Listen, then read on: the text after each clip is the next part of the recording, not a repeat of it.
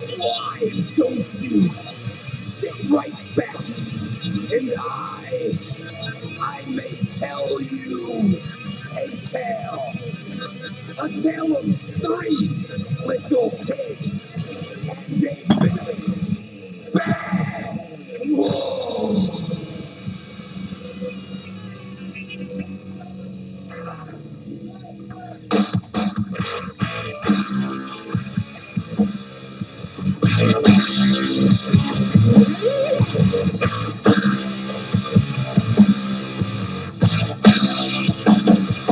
Well, first little piggy, well, he was kind of hicky, spent most of his days just dreaming of the city.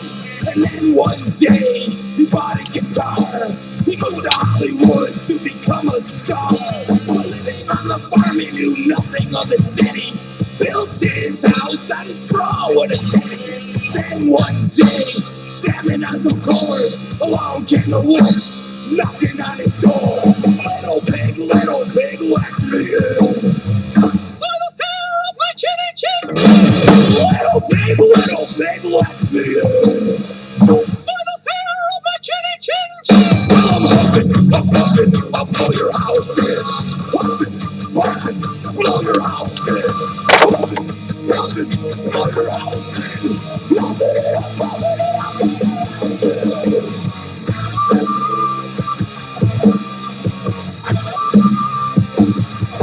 Well, the second little piggy, well, he was kind of stoked. He spent most of his days just a ganja smoking, hopping and a bopping down on Venice Beach, getting paid money for religious speech.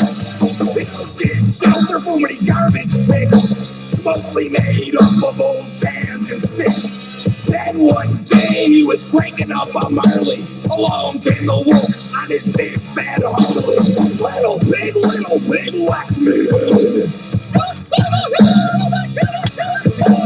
Little pig, let me in. Well, I'm huffing, I'll blow your house in. Huffing, blow your house in. Welcome to Wolf Tracks. I'm Bobby the Wolf Mullins, the paranormal shot jock, the DJ, the outlaw, the number one bad boy of paranormal. And let me get my disclaimer right quick. If you don't like what you see, what you hear, the topics, the language, hell, the equipment, then by God, turn me off. But if you like the topics, the language, what you hear, the equipment, whatever the language, by God, turn me on. I'm sorry, I kind of blew that, but had one too many of the little. I've been eating the little pigs. And you're listening to a band called Green Jello.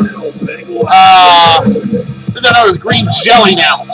Something about the Jello Corporation wouldn't let them use the name or some crazy bullshit. Anyway, this is their song Three Little Pigs, and it's just funny as hell. Anyway, I thought, what the hell? Why not, Blow your house in. Huffing, blow your house in. Huffing it up,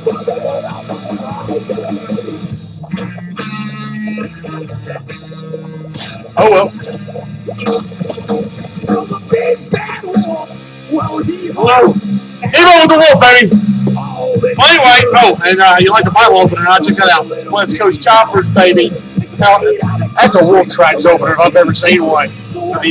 The hard to reach beer. Hey, it's weird, I'm drinking this naked pig. Naked pig.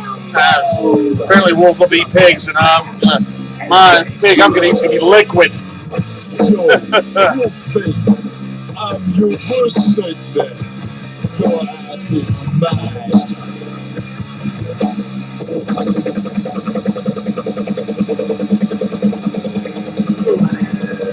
They just shot him. The wolf just got shot.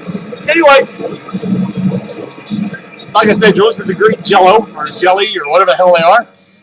They renamed themselves and all that mess. But anyhow, we're going to try to get this through with this show. I don't know if you listened last night, but Richard Parnell was on PA Radio, Paranormal Addiction Radio. And he did all right, I guess. The boss man being interviewed.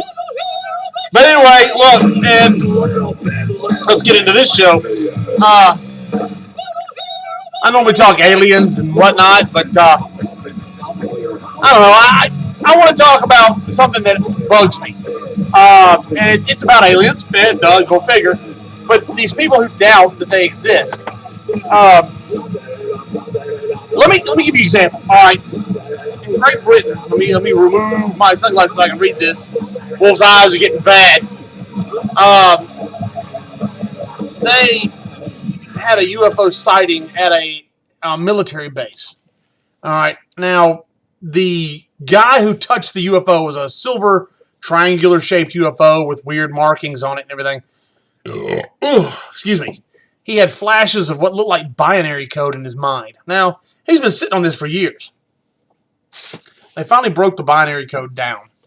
Had a specialist or something. Anyway, it gives 52 degrees, 9 degrees, 4, whatever. Anyway, it's a bunch of numbers.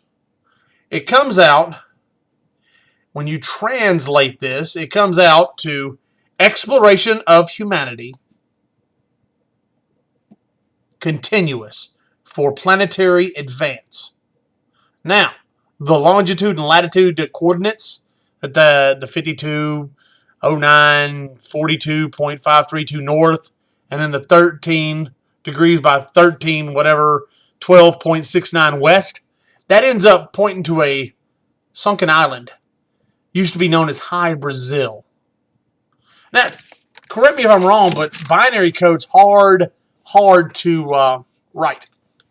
And not just every jackass on the planet can write this stuff. So this guy has this stuff in manila folders, just tons of the crap written down over and over again, ones and zeros. And this guy translated the binary code and it come out to this.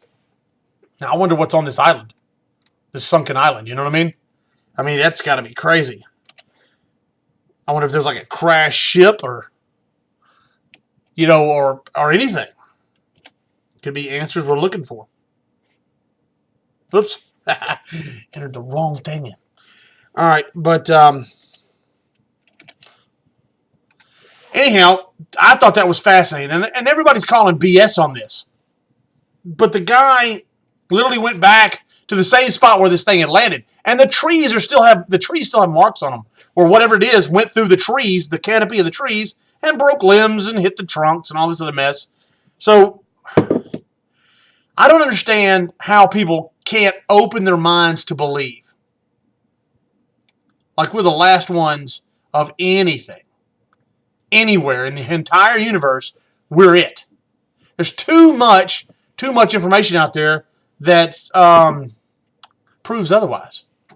Now, like I said, if you got a question or a comment, onewhitewolf0706 at att.net. And let's just pull something up, shall we? It's not a show without this, is it? And I'm going to drink some more, so there you go. Oh! If you notice, I'm wearing this green military jacket. For all my fans of Wolf Tracks, they know what this jacket is. I used to go with a series called Ghost Tales Radio, and I just thought I'd reminisce a little bit. Upload some older episodes. And thought, what the hell? I watch them, right? But anyway, these people who don't believe that we've been visited, or they think that we're the only life forms in the entire universe, have lost their mind. How can I put this? The likelihood that there's life out there is high. They've already found 5-6 planets just with our telescopes. Now, true enough, they're 20 to 30 to 80 light years. 20,000, 80,000 light years away.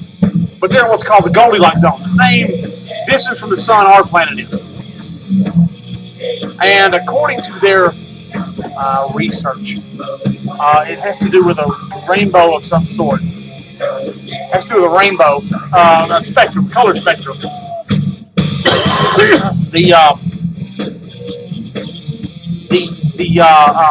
I'm sorry, I got distracted. One of my fans is calling. Anyhow, the rainbow color spectrum, or the light spectrum, dictates whether there's water, atmosphere, carbon dioxide, whatever, on the planet, and or hard rock, usable water and all that mess. All right, now, so they found 4 or 5 of these planets, and they're orbiting like a red dwarf star or a gas giant like ours, or a sun that makes ours look small. Hell, they found planets around a pulsar. Now, I know last episode I talked about that. How come things were made out of andesite and granite and all that mess? Well, if a pulsar's direct gamma burst cannot hurt rock on a rocky planet and melt it into oblivion, then apparently they built that to last for an eternity. To show us that they have been here. Now, yeah, I'm through visiting it today, guys. The world's getting shitty. But anyway, all you doubters out there, you're killing me. You believe wholeheartedly in your government, but you won't believe the fact that we might have been visited in the past or might have had an encounter in the past by another life form visiting our planet. But you'll believe our government. That's awesome. Blind ass voters, Republican, Democrat. Oh, well, my side's right. Oh, my side's right. Blah, blah, blah. I tell you what, I can't wait till everybody wakes the hell up. Excuse me. Anyhow, swallowed wrong. Yeah, clear the windpipe. But anyhow, I don't understand how people don't believe. There's too many statues, too much evidence, too many things. The gold flyers, the Mayan temples, the Aztec temples, guys with look like diving helmets, the Mugu dolls from Japan, the Dragon Triangle, the Bermuda Triangle. You got stuff in the pyramids, that bird, what the hell is it called? I dropped the F-bomb. You know, what the hell, right? Where's it at? I know I got the F-bomb right here in the liquid form somewhere. Oh, well. I guess it's gone. I had a can that said F-bomb on it. Yeah, well. Anyway. What the hell was... Anyway. Weird ending. But anyhow. You got the Mugu dolls in Japan. The Mugu dolls look like diving suits. And I already told you that the horizon on the glasses, or the line on the glasses or goggles, was the... Woo! Another burps like beer was the horizon the natives were seeing and carved them into the glasses.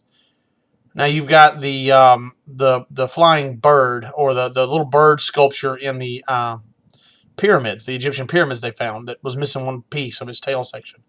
Well, they blew this thing up with a computer and rebuilt it, and it flies. It glides. So the pharaohs, or the Egyptians, knew of aerodynamics. Gold flyer, the same thing.